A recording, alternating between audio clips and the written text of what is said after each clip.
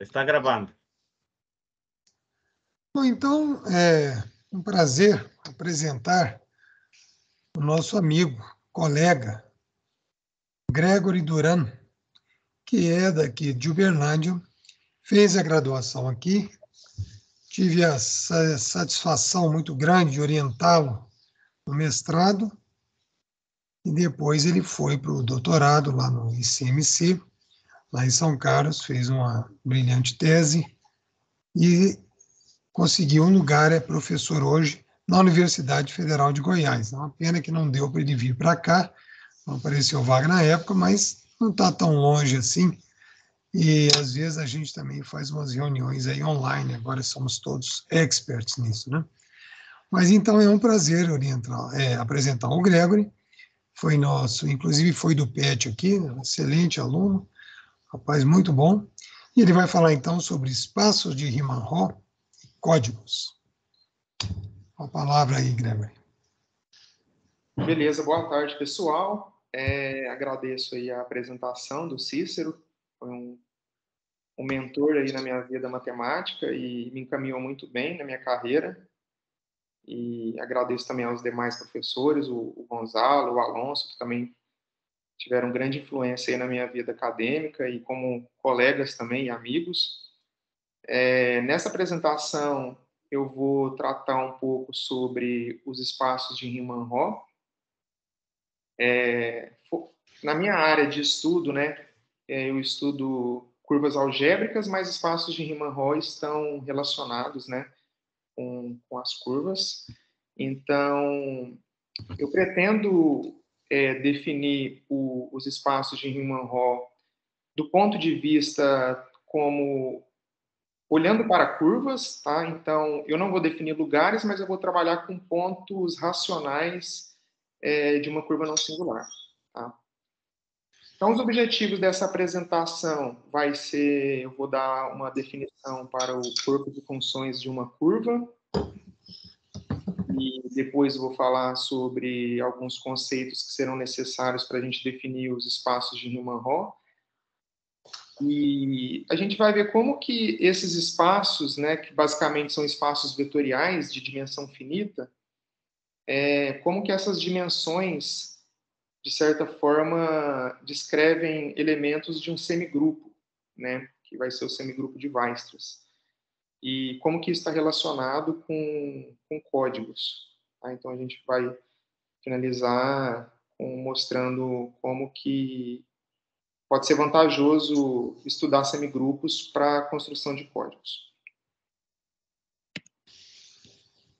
Bom, então, para iniciar, considere uma curva plana, projetiva e irredutível C, dado pela igualdade de um polinômio homogêneo f de x, y, z igual a zero.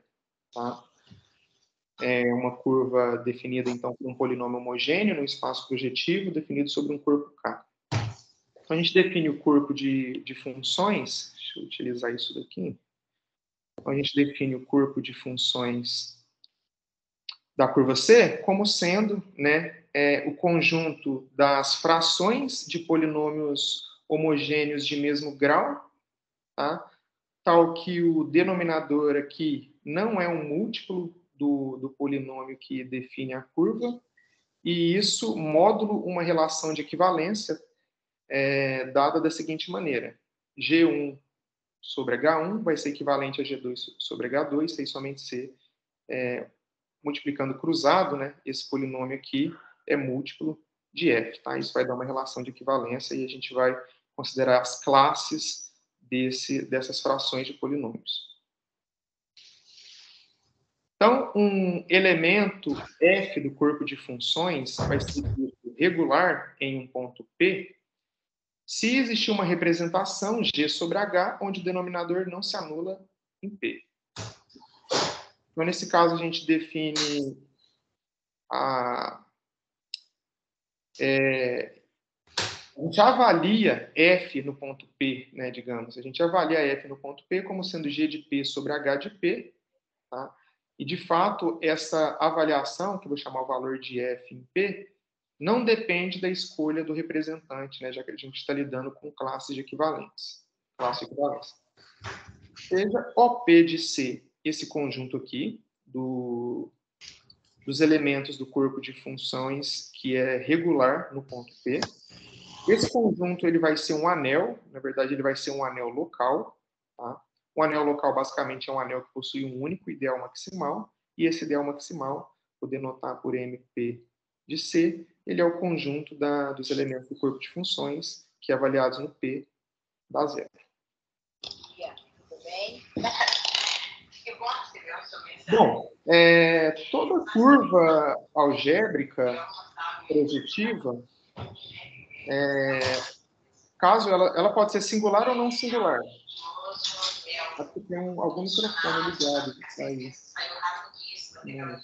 A curva, toda curva algébrica, ela é possível fazer. Existe uma curva não singular, tá? Tal que a gente consegue um morfismo birracional, tá? da curva, de uma curva, digamos que ela seja não singular para uma curva, digamos que a curva seja singular para uma curva não singular. Então, de fato, a gente consegue trabalhar com uma curva com modelo não singular da curva, tá? E, nesse caso, o corpo de funções dela serão isomorfos, então eu vou denotar por sigma o corpo de funções do modelo não singular da curva, porque agora, no estudo de corpo de funções, o conceito de lugares vai coincidir com o conceito de pontos da curva, já que agora a gente está com pontos não singulares. Então, para cada ponto da curva, aquele anel local, OP de C, tá? Quando a gente lida com pontos não singulares, isso dá um domínio de valorização discreta. O que é isso? É um anel local onde todo ideal vai ser um domínio de ideais principais. Tá? É um anel local que é um domínio de ideais principais. Então, todo ideal é principal. Então, em particular, o ideal maximal desse anel local vai ser um ideal principal. Então, existe um elemento T do corpo de funções que gera esse ideal, e esse elemento vou chamá-lo de parâmetro local. Bom, então, com o parâmetro local, todo elemento não nulo do corpo de funções se escreve unicamente como um invertível U vezes uma potência de T, onde essa potência é um número inteiro, pode ser negativo. Tá? Esse U é um invertível. Então, assim, a gente consegue definir uma função ordem, saindo do corpo de funções, chegando nos inteiros, união com o infinito, da seguinte maneira. Pega uma função aqui no conjunto do corpo de funções. Se essa função for não nula, você escreve ela unicamente como invertível vezes t na m, então o valor vai ser m. Tá? Então, a gente leva a função nesse m. E se for nula, se for zero, a gente define como infinito. Tá? Então, essa função ela vai ser uma valorização discreta no corpo de funções. Bom, se a gente considerar somas envolvendo os pontos da curva e certos números inteiros como coeficientes, tá? Então, com isso, a gente vai definir divisores. Tá? O que vai ser um divisor? Vai ser somas, né, aqui somando os pontos da curva com certos coeficientes inteiros, mas essa soma tem que ser finita. Então, significa que esses coeficientes é zero, exceto para o número finito de pontos. Então, isso aqui é uma soma finita, e o conjunto de todos os divisores de uma curva vai ter a estrutura de um grupo abeliano aditivo. Tá? Então, por exemplo, se eu pegar aqui 3 pontos, P1, P2 e P3 na curva, tá? Um exemplo de um divisor é 2P1 menos P2 mais 5P3, por exemplo. Isso aqui é um exemplo de um divisor. Como que a gente define a adição? Vou pegar aqui um outro divisor. 3P1 mais P4. Digamos que P4 é um outro ponto. Então, como que eu vou somar esses dois divisores? É só fazer a soma ponto a ponto. Né? O P1 vai ficar 5P1 menos P2 mais 5P3 mais P4. Tá? Então, com essa operação aqui de adição, o conjunto dos divisores vai formar um grupo abeliano. A gente define o grau de um divisor como sendo a soma desses NPs, desses coeficientes. Tá? Então, por exemplo, esse primeiro divisor aqui, ele tem grau 2 menos 1 mais 5, grau 6. Tá? E esse de baixo, 3 mais 1, ele tem grau 4. Quando um divisor possui todos os seus coeficientes maiores ou iguais do que zero, a gente diz que esse divisor é efetivo. E a gente define que um divisor é maior ou igual do que um outro divisor quando a diferença D menos E for efetivo. Tá? Então, isso daqui vai definir uma relação de ordem parcial no conjunto dos divisores. Dado um elemento não nulo no corpo de funções, considere os pontos da curva... Dado uma função não nula no corpo de funções, um ponto da curva é definido, é chamado de um zero de f, se aquela função ordem de f em p for positivo. Então, a gente diz que p é um zero de f. E p é um polo de f se a função ordem de f em p der negativo. Tá? Um resultado clássico da teoria de corpos de funções é que o conjunto de zeros e o conjunto de polos, tá? Esses conjuntos são finitos. A quantidade de zeros que uma função não nula tem é finita, a quantidade de polos que uma função não nula tem é um conjunto finito. Na verdade, possui a mesma quantidade de zeros e polos se a gente contar, tá, da maneira correta, tá? Contar as multiplicidades. Aí a quantidade de zeros vai bater vai ser o mesmo número que a quantidade de polos. Seja Z o conjunto de todos os zeros e N o conjunto de todos os polos de F. Então, vou definir esse divisor aqui, tá? Variando os pontos no conjunto dos zeros e como coeficientes, tomando aqui a ordem de F em P. Então, esse aqui é um divisor, vou denotar assim, esse aqui é chamado divisor de zeros da função F. E se eu considerar agora esse outro divisor variando P no conjunto dos polos de F, e como os coeficientes eu tomar menos a ordem de F em P, tá? Esse divisor aqui vai ser denotado dessa maneira, chamado divisor dos polos de F. E a diferença, divisor de zeros menos o divisor de polos, eu defino como sendo o divisor principal de F. Tá? Então, como eu disse, né, como a quantidade de zeros e de polos é igual se eu contar com as multiplicidades, então esse divisor ele vai ter grau zero. Tá? Então, se eu somar esses valores aqui, vai bater e vai zerar. Né? Bom, agora a gente consegue, então, definir os espaços de Riemann-Roch. Né? Então, considere D um divisor na curva X. A gente define o L de D como sendo conjunto dos elementos f do corpo de funções, tal que a função ordem em f, a ordem de f no ponto P, seja maior ou igual do que menos esse np para cada ponto P, tá? Que é equivalente a definir como sendo o conjunto de todas as funções não nulas, tal que o divisor principal delas somado com o divisor D é efetivo. União com zero. Tá? Aí a gente considera as funções não nulas que satisfazem isso e coloca também a função nula. Esse conjunto ele vai ter a estrutura de um espaço vetorial sobre o corpo K e esse espaço terá a dimensão finita. Esse espaço vetorial ele é chamado espaço de Riemann-Roch do divisor D. A dimensão desse espaço a gente vai denotar assim, por L de D, e o grau isso daqui é uma propriedade, né, desses espaços, é que se o divisor tiver grau negativo, esse espaço vai ser trivial, vai ter só o vetor nulo, ou seja, vai ter dimensão zero.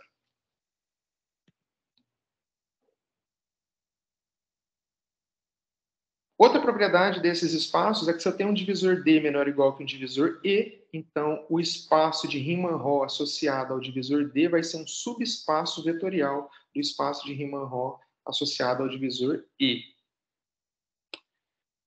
Mais uma propriedade é que, se eu tenho um divisor D, né, e aí eu acrescento um único ponto, obtendo um novo divisor, os dois espaços de Riemann-Roch associados ao divisor D e o outro associado ao divisor D mais P, tá? Ou eles têm a mesma dimensão, ou a dimensão do D mais P é maior de uma unidade somente. Tá? Então, por exemplo,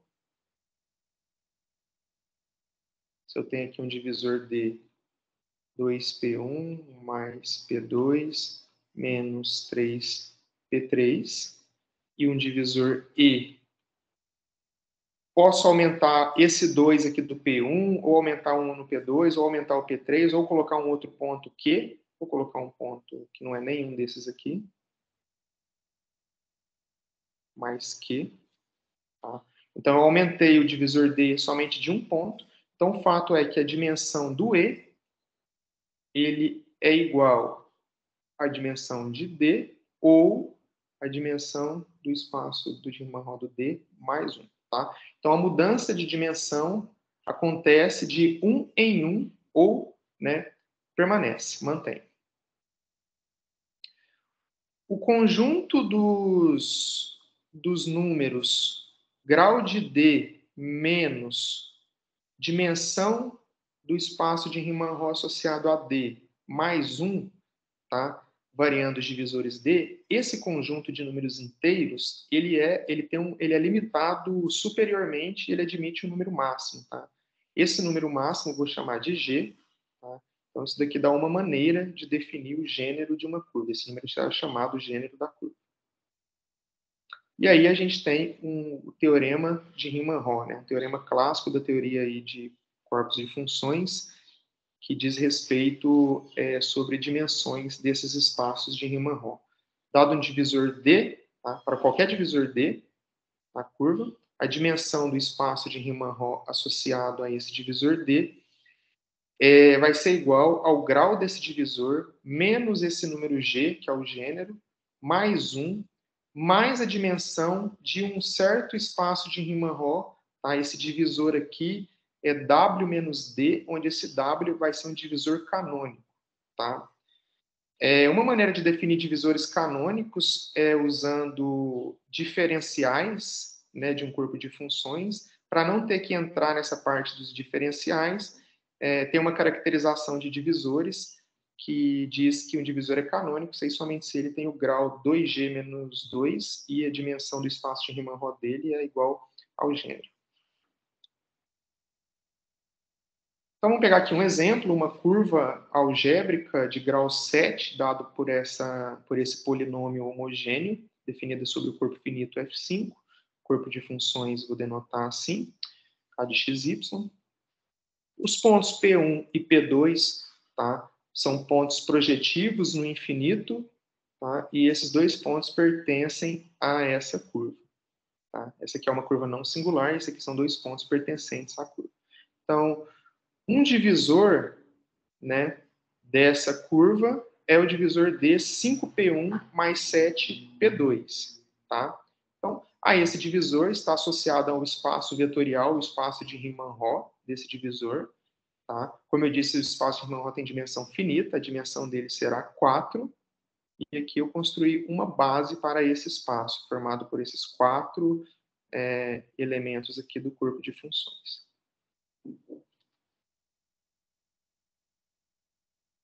Bom, basicamente, se eu considerar divisores, né, formados por dois pontos, né, nos demais pontos, digamos que esses números sejam zeros, então posso olhar divisores dessa forma, todos os pontos, todos os pares AB de Z cartesiano Z, a gente pode associar o divisor AP1 mais BP2. Então, eu não coloquei aqui qual é a curva, mas é essa mesma curva aqui do exemplo anterior. Então, para cada par AB, eu estou associando ao divisor AP1 mais BP2, e a esse divisor eu estou associando o espaço de Riemann-Roch dele, que é um espaço vetorial. Ou seja, a cada ponto aqui do plano com coordenadas inteiras, tá? eu estou imaginando um espaço vetorial. Tá? Então, aqui, estou imaginando cada ponto aqui como um espaço vetorial, um espaço de Riemann-Roch. Tá? Então, o que eu quero que seja observado aqui? As dimensões. Aqui eu fiz um desenho plotando esses espaços vetoriais com as suas respectivas dimensões. Então, por exemplo, aqui a gente tem um espaço vetorial de dimensão 3. Tá? E abaixo dele tem um de dimensão 2 e um para cá tem um de dimensão 2. Então, a gente vai ver como esse comportamento, essas mudanças de dimensão, tá? Vai estar relacionado aí com o conceito de semigrupo de Weierstrass. Tá? Aqui, por exemplo, é 5, aqui passou para 5. A dimensão não mudou nessa mudança desse espaço para esse. Aqui de 4 mudou para 5 aqui, teve uma mudança de dimensão. Tá? Então, vamos falar sobre o semigrupo de Weierstrass. Primeiramente, vou começar pelo caso mais simples, que é o semigrupo de Weierstrass em um único ponto. Depois a gente vai fazer o caso mais geral, que é o semigrupo de Weierstrass em vários pontos. Então, seja P um ponto da curva X, seja N0 o conjunto dos inteiros não negativos, isso é um semigrupo numérico, né? Ou seja, contém o zero. O que é um semigrupo numérico? É um conjunto, um subconjunto, né, de inteiros não negativos que tem o zero fechado para a soma e vale a associativa na operação de adição. Então, vou definir o conjunto H de P como sendo o conjunto dos números n de n0, inteiros não negativos, com a seguinte propriedade, que existe uma função f no corpo de funções cujo único polo é o p com multiplicidade n. Tá? Então, significa que o divisor de polos de f é n vezes p. Tá? Então, se existir essa função, esse n pertence ao conjunto H de P. Tá? Pode-se mostrar que esse conjunto H de P ele vai ser um subsemigrupo de N0. E ele é chamado semigrupo de Weierstrass de X em P.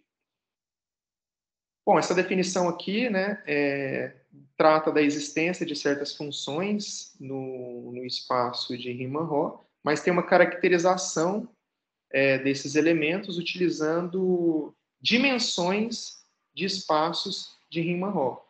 Então,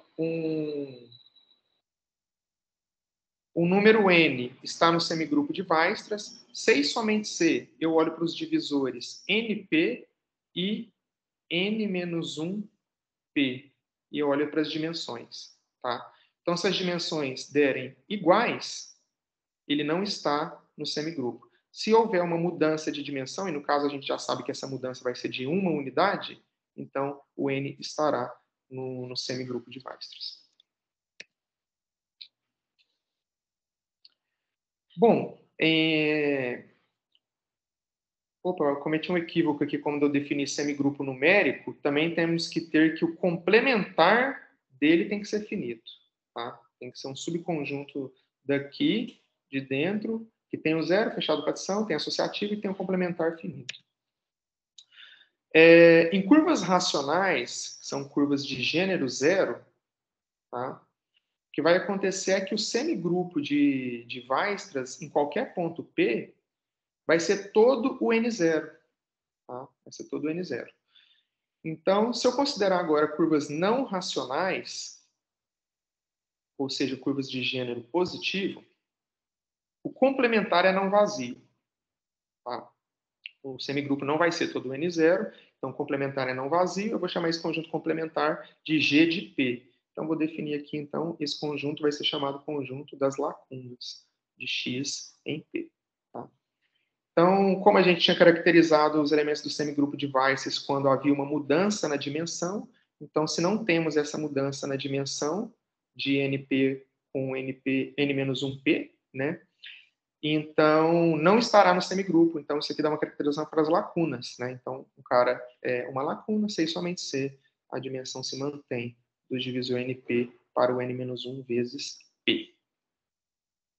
E o teorema das lacunas de Weierstrass diz o seguinte, que para qualquer ponto P, o conjunto das lacunas é um conjunto finito e a sua quantidade de elementos coincide com o gênero da curva. Mais ainda, o número 1 sempre será uma lacuna, tá? E esse conjunto ele é limitado superiormente pelo número 2G menos 1. Então, vamos pegar aqui um exemplo, da mesma curva que a gente está fazendo exemplos com ela, sobre F5. Considere P um desses 3 pontos. Esses 3 pontos aqui pertencem a essa curva. Tá? Então, independentemente da escolha aqui do ponto P, a gente vai ter o mesmo semigrupo de Weierstrass. Então, a gente tem que o conjunto das lacunas, né, tem que ter G elementos. Essa é uma curva de gênero 15. Tá? Como essa aqui é uma curva não singular, é muito fácil calcular o gênero dela, né? É o grau menos 1 vezes o grau menos 2, e tudo isso dividido por 2. Então, é 5 vezes 6 sobre 2, dá 15. O semigrupo de Weierstrass vai ser gerado pelos números 6, 11, 16, 21, 26 e 31. Tá? Esses números aqui. Opa. 6, 11, 16, 21, 26 e 31. Tá? Essa parte aqui de preto representa o semigrupo de Weierstrass, tá? Eu não coloquei o 0, mas ele tá. E de azul, a gente tem aqui as lacunas, tá? Essa parte aqui formam as 15 lacunas, tá? Em P.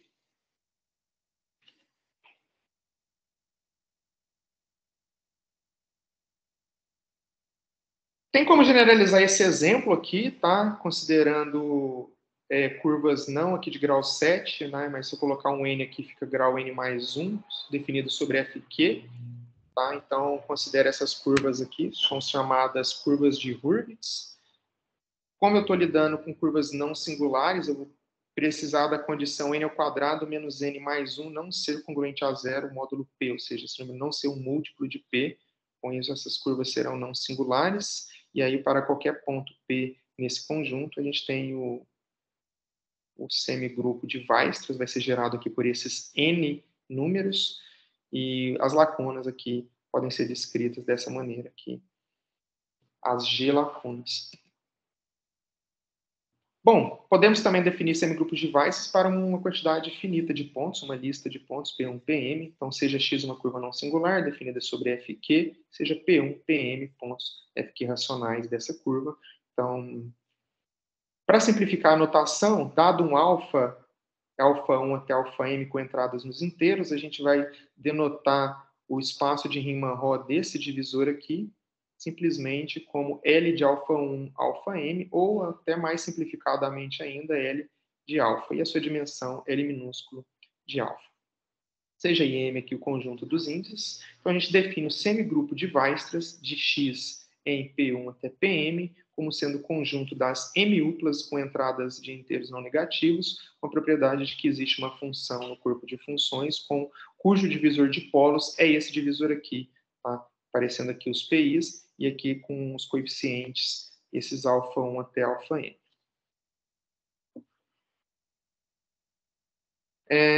O conjunto das lacunas a gente vai definir como sendo o complementar do N0 cartesiano N0 M vezes, tá? Complementar do semigrupo de Weierstrass nesse conjunto N0M.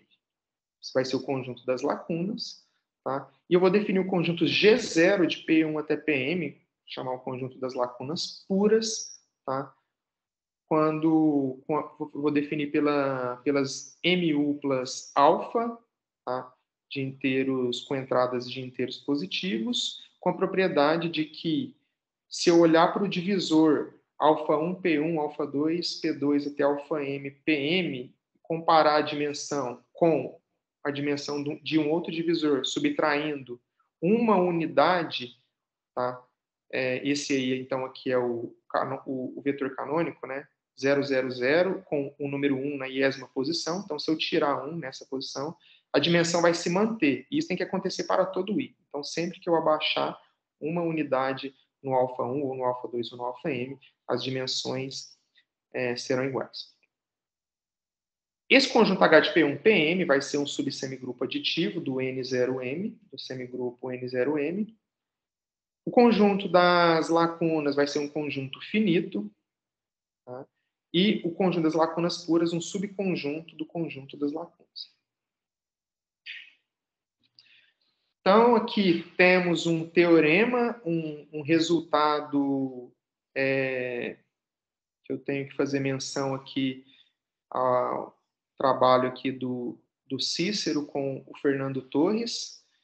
que eles provaram um resultado muito interessante a respeito do semigrupo de Weierstrass e das lacunas, utilizando dimensões dos espaços de Riemann-Roch. Né? Então, se eu suponha que o corpo finito seja não muito pequeno, né, tenha pelo menos m elementos, um alfa 1 até alfa m, ele está no semigrupo de Weierstrass, C e somente C vale que a dimensão do espaço associado a alfa ele é maior do que a dimensão do espaço associado ao divisor, o mesmo divisor, só que eu vou subtrair um em alguma entrada, né? Isso tem que acontecer em todas as entradas que eu abaixar uma unidade, essa dimensão tem uma queda no valor da dimensão. Tá? Então, por exemplo, se eu pegar aqui em 2 pontos, né? Se eu tenho um elemento aqui de dimensão D, né? Um espaço de dimensão D, na hora que eu abaixar aqui, tem que vir para D-1, e na hora que eu abaixar aqui, tem que vir para D-1. Então, esse espaço aqui, tá? O parzinho ordenado que representa esse ponto vai ser um elemento do semigrupo de Weierstrass, se acontecer isso. E a caracterização das lacunas, então, quando a igualdade se manter, por exemplo, aqui nessa direção, tá? Se a igualdade das dimensões se manterem aqui, beleza, não está no semigrupo de Weierstrass, então será uma lacuna. Ou se manter nessa de cá. Tá? Então, basta que em alguma das posições, em alguma das entradas, quando eu abaixar uma unidade para algum, né? Quando eu abaixar uma unidade, a dimensão se mantém no conjunto das lacunas. E uma caracterização para conjunto das lacunas puras, né, que precisava, né, de acordo com a definição, a dimensão tinha que se manter se eu abaixasse uma unidade, né, só que em todas as direções aqui tem que manter, tá? Essa é a definição, mas se eu comparar esse com esse de vermelho e a dimensão se manter nesses dois, então será uma lacuna pura. Tá? Então a lacuna pura é somente ser a dimensão do alfa, com o alfa subtraindo 1 em todas as entradas, tá? Então, o cara que está aqui diagonalmente oposto, isso caracteriza as lacunas puras também. Vamos fazer aqui um exemplo. Considere x a mesma curva que a gente está fazendo os exemplos com ela, né? Nossa curva de grau 7, de Hurwitz. Ela é não singular, definida sobre F5. Temos os pontos P1 e o P2. Tá? Vou denotar por L de AB a dimensão do espaço de Riemann-Roch associada ao divisor AP1 mais BP2. Então, por exemplo, o parzinho 5, 7, a dimensão desse espaço, tá, é 4. No 4, 7 é 3, e no 5, 6 a dimensão é 3. Então, olha aqui como na primeira entrada, vamos fazer aqui, ó, 5, 7, aqui tem dimensão 4, aí eu abaixei uma aqui, caiu para a dimensão 3, aí eu abaixei uma aqui, caiu para a dimensão 3. Então, por aquele teorema anterior, o 5, 7 é um elemento do HP1P2, é um elemento do semigrupo de Weierstrass. Por outro lado, o 4, 9, quando eu calculo a dimensão e comparo com o 4, 8, tá? A dimensão se manteve, então, por aquele teorema, vai ser uma lacuna. Tá? 4, 9 é uma lacuna em P1 e P2. E o 7, 8, tá? Digamos que ele esteja aqui, dimensão 5, na hora que eu computei a dimensão do 6 e 7, ou seja, subtrair 1 nas duas entradas, dimensão 5 também. Então, mesma dimensão, tá? Um elemento que é uma lacuna pura, o 7 e 8, tá? Então, eu plotei aqui uma figura que contém assim, todos esses espaços vetoriais com todas as dimensões, aonde a dimensão aumenta, aonde não aumenta, aonde fica igual, tá? E colori os pontos de cinza, aqueles pontos que têm a queda na dimensão para cá e para cá. Tá? Então, um ponto de cinza, por exemplo, aqui a dimensão é 29, então aqui caiu para 28, aqui caiu para 28. Tá? Então, esses de cinza são os elementos do semigrupo de Weierstrass. E os demais pontos, que estão em azul e em vermelho, são os pontos que têm a propriedade que, em pelo menos ou nessa direção ou nessa, a dimensão se mantém. Então, por exemplo, aqui nesse 14, nesse ponto aqui, deixa eu marcar de marca-texto, aqui a dimensão é 14, se você vem para cá, a dimensão caiu para 13, e para cá, 14. Então, como manteve aqui para baixo 14 e 14, esse aqui é um elemento do conjunto das lacunas. Tá? Beleza. Agora, os de vermelho, eu marquei aquelas lacunas que a dimensão se mantém nas duas direções, ou também comparado na direção, na diagonal aqui, são as lacunas puras, tá? Então, com isso, tá, calculando por todas essas dimensões e analisando esses comportamentos, a gente consegue ver aqui quem é do semigrupo de Weierstrass, quem não é, ou seja, as lacunas, e dentre as lacunas, quais são as lacunas que são puras, que são as de vermelho. Observe como elas estão aparecendo em blocos, tá? Aqui. Então, na hora da gente ter um resultado interessante, que a gente vai ver que essas lacunas puras em blocos, se a gente tomar os vértices desses blocos, por exemplo, aqui e aqui, tá? Com esses dois elementos aqui, que são os vértices do bloco de lacunas puras, a gente vai conseguir construir códigos de Gopa com uma distância mínima melhor do que a cota de Gopa.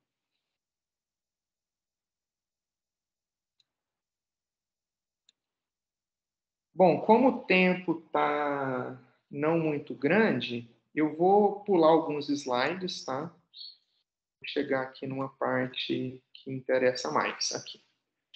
Então, esse é o teorema que vai fazer a ligação da teoria de semigrupo de Weierstrass, lacunas, né, com a parte de códigos. O que diz esse teorema aqui, basicamente? Esse teorema aqui, feito pelo Fernando Torres e pelo Cícero Carvalho, que foi muito utilizado aí nos meus trabalhos, dados P1, PS, Q1, QM, pontos FQ racionais em X, tá? Eu vou escolher duas lacunas puras com a propriedade de que qualquer N-upla, S-upla, né, intermediária também seja uma lacuna pura. Tá? Então, o que eu estou pegando aqui são aqueles vértices dos blocos de lacunas puras. Tá? Então, eu vou considerar os divisores D, Q1 até somado com QM, e o divisor G, esse divisor G, ele vai ser formado pelos PIs, mais os coeficientes dele aqui, tá?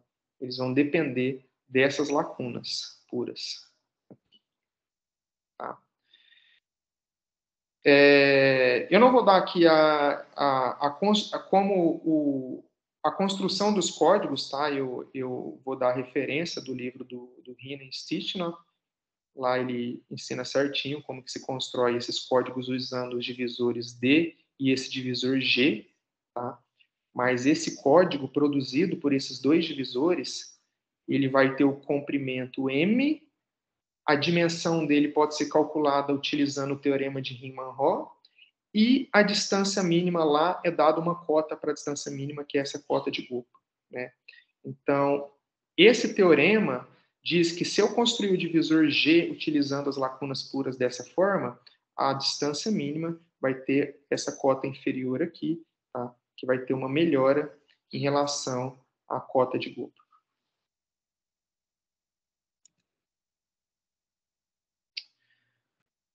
Bom, vamos então aplicar esse resultado numa família de curvas. Eu vou considerar essas curvas aqui não singulares, com equação homogênea dessa forma, variando esse polinômio G.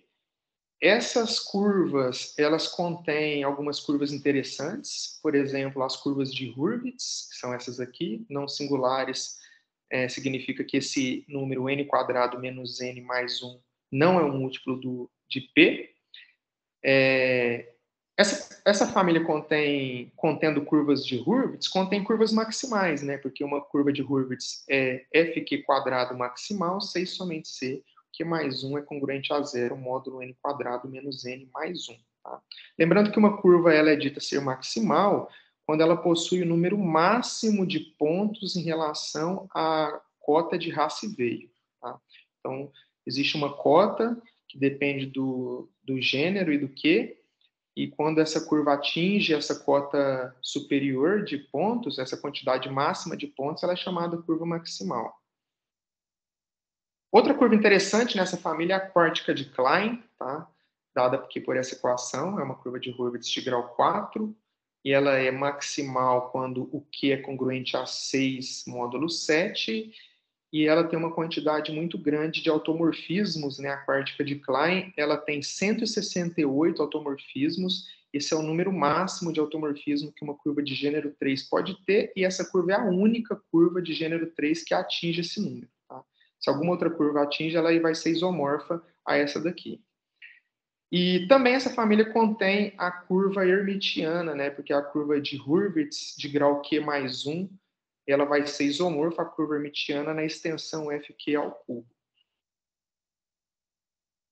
Então, no estudo sobre o semigrupo de Weierstrass e as lacunas, eu considero 3 pontos nessa curva que tem uma geometria interessante, tá? As retas tangentes aqui, elas têm um comportamento interessante, então eu vou trabalhar com esses pontos P1, P2 e P3, e vou dar o semigrupo de Weierstrass em 2 desses 3 pontos, nos 3, né?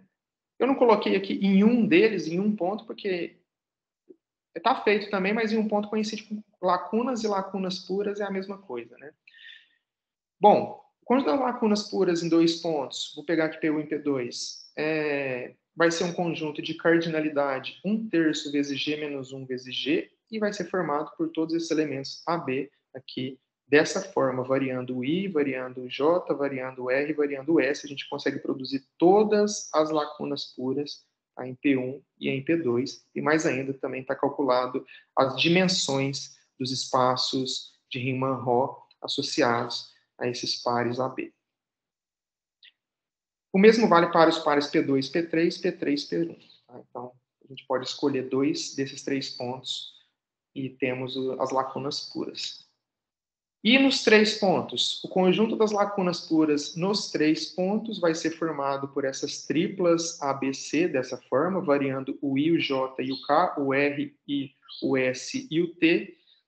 Variando isso, a gente obtém todas as lacunas puras em P1, P2 e P3, e também as dimensões dos espaços de Riemann-Roch associados a essas lacunas. E também a cardinalidade do conjunto das lacunas, 1/30 vezes G menos 1 vezes G vezes 2G menos 1.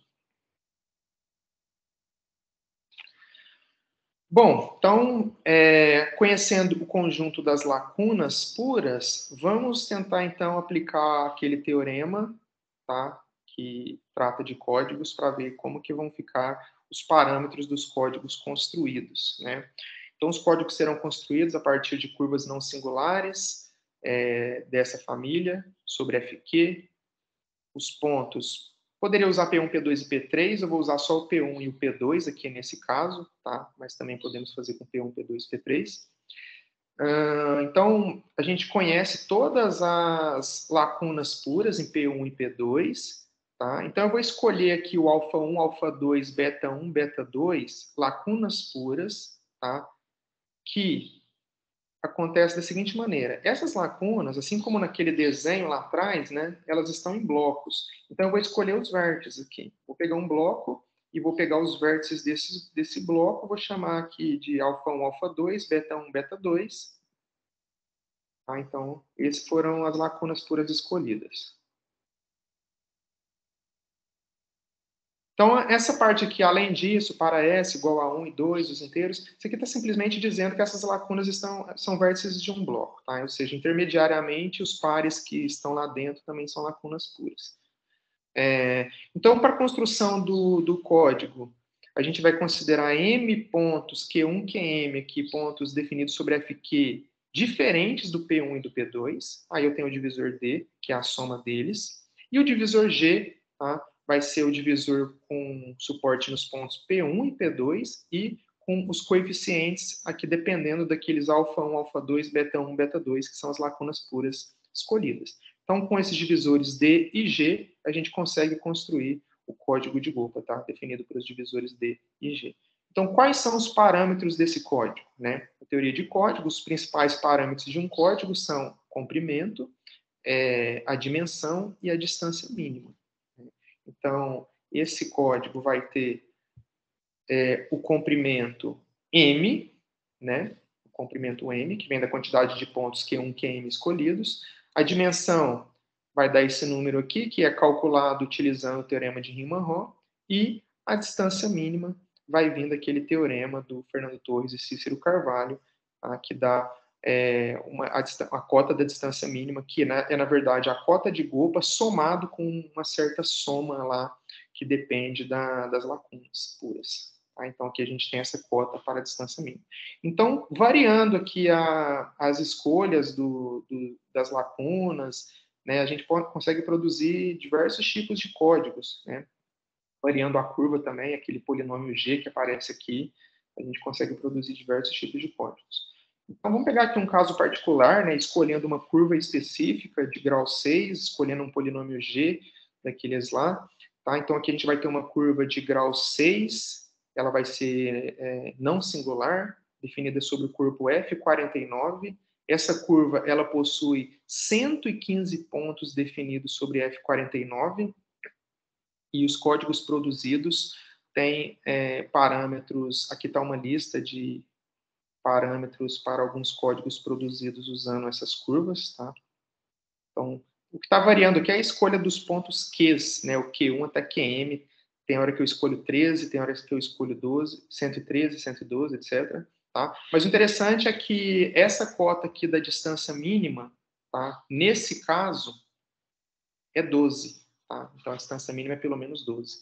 E se vocês checarem na tabela de dados de códigos, a tabela MINT, códigos com esses comprimentos e essas dimensões, e sobre o corpo F49, eles têm a melhor distância mínima é 11. Né?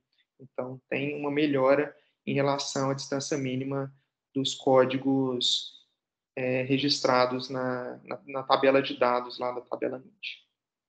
Tá? Pessoal, é isso. Fiz uma apresentação mais com o intuito de, sem aprofundar muito na parte teórica, mas que para alunos aí que estão no mestrado, poder entender mais ou menos o que se estuda nessa área e que possam, pelo menos, sair hoje sabendo uma coisa nova, que aprendeu uma coisa diferente e que quem se sentir motivado a querer entrar e estudar também esse tipo de objeto, temos aí o Cícero, o Alonso, o Gonzalo, né? O Guilherme também aí em Uberlândia, então espero ter introduzido aí uma forma de vocês poderem interpretar o que a gente vem estudando nessa área aí de curvas algébricas e corpos finitos, tá? Então é isso, pessoal. Obrigado aí pela atenção e é isso. Tá bom, então.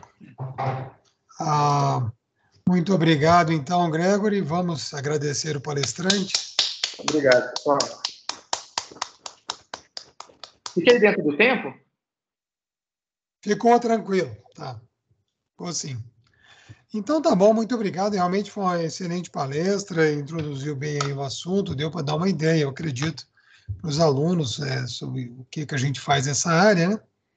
E então, aproveito para perguntar se alguém tem alguma pergunta, alguma dúvida. Deixa eu dar uma olhada aqui nos... estamos com muitos participantes aí. Gregory, esses últimos resultados que você mostrou aí, vocês usaram semigrupos de 2 pontos naquela curva específica ali, não é isso? Isso. E vocês não tentaram fazer para 3 pontos, ou 3 pontos colineares, aquelas coisas, não? A sua pergunta é sobre os códigos ou as lacunas puras? Não, sobre os códigos. Sobre os códigos, né? Então, a gente fez os Porque aí tem códigos. que passar pelas lacunas, né? Sim. Os códigos a gente fez em 2 pontos daqueles 3 e nos 3 também. Tá? A gente fez nos 3. A questão é que os códigos que a gente fez nos 3 e os códigos que a gente fez em 2 pontos não muda muita coisa. Os de 3 pontos não são melhores do que os códigos feitos com 2 pontos. Tá? Por isso que, inclusive, o exemplo aí está feito em 2 pontos, mas se eu fizesse em 3 também, daria os parâmetros praticamente iguais. Tá? Entendi. mas a questão de pontos colineares, no caso, não. A gente tratou pontos que tem aquela geometria da reta tangente, que toca em um ponto quase total, né, e sem Tá. toca no outro. Mas pontos colineares a gente não chegou a estudar esse tipo de situação. Entendi. Beleza. Entendi. Realmente, agora, essa situação que vocês trataram pode ser até talvez mais interessante, eu acho. Mas, de qualquer maneira, é sempre uma coisa assim que a gente fica pensando, porque já foram feitos, tem artigos, né, sobre 3 pontos colineares, essas coisas, até M pontos colineares, esse tipo de coisa. Mas então tá bom. Então, se ninguém mais tem nenhuma pergunta, então. Oi, Gregory. Opa! Posso fazer uma pergunta? É o Claro. Bruno. Beleza? Você pode me mandar o link depois, não sei qual que é o seu contato hoje, da tabela Mint, porque eu estou pesquisando aqui e só estou achando Mentos, sabe? Eu estou achando aquela bala Mentos. Não, mas você tem que pôr puder me Mint mandar. Table Codes. Mint Table e Codes. Aí você vai achar. Beleza. Então vou procurar aqui, mas qualquer coisa eu Não, peço mas então pode para mandar vocês. também, não tem problema não. Beleza. Aqui, ó, eu não consigo digitar no link aí, mas é mint.sbg.ac.at.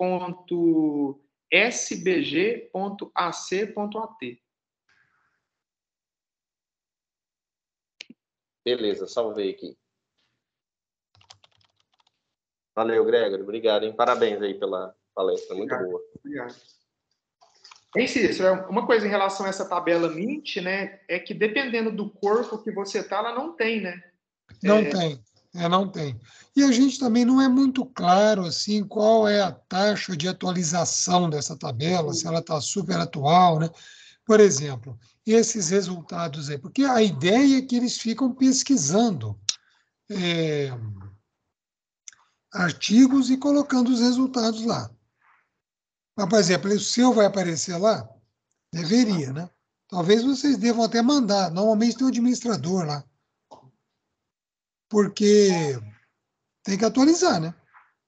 Eles costumam pôr umas referenciazinhas lá, né? É que nem, por exemplo, essa família tem curvas maximais, mas eu não consegui comparar códigos de curvas maximais, porque o corpo que eu uso para a curva ser maximal não tem na Mint, por exemplo, né? Então, essa curva desse exemplo, ela não é maximal, ela tem uma quantidade boa de pontos, mas ela não é maximal. Uhum. Pois é. Mas, assim, infelizmente, é a referência que a gente tem. Eu acho que antigamente ela era mais atualizada. Agora eu não sei tanto, mas todo mundo compara com lá. Não tem o que fazer, né? Mas realmente tem esse problema mesmo, da questão dos corpos. Tá bom. Mais alguma pergunta aí? Não. Só aproveitando o comentário do Gregory aí, é que às vezes isso lá na tabela do Mint não tem, por isso que a gente às vezes compara com outras curvas maximais, não? Que já construíram códigos, não? Como a GK ou outras que têm aparecido, não? Que são bastante, que são referência na área também. Dá uma maneira também de comparar, né? Isso, uma forma de comparar. Às vezes, assim, você já comparar com a GK, que é uma das curvas não cobertas pela hermitiana, não? Que às vezes fica interessante, não? Se obtém códigos com parâmetros melhores, que os que foram construídos sobre ela é bastante interessante, não? Uma forma também. Aí tem que falar. Esses códigos são melhores dos que os obtidos Isso, na curva isso. GK e tal. Né? A gente vê realmente papers assim. Sim, Né? sim, já tem alguns nesse sentido. Ah, tranquilo. Boa observação, Janos. Boa observação. Muito bom, Greg. Gostei aí da sua palestra. Obrigado. É muito boa. Então, tá bom. Não havendo mais perguntas nem comentários, vamos agradecer ao palestrante novamente. Tá bom, Gregory, muito obrigado mais uma vez. Foi muito bom ver você aí, tá bom? E seguimos em contato aí, tá bom? Obrigado, viu? Eu que agradeço aí a oportunidade e sempre que puderem, podem contar comigo, viu? Então, agradeço também a participação de todos aí. Tivemos muitos alunos nossos aí, ex-alunos. Um abraço a todos. E, Vitor, já tem um anúncio aí da próxima palestra?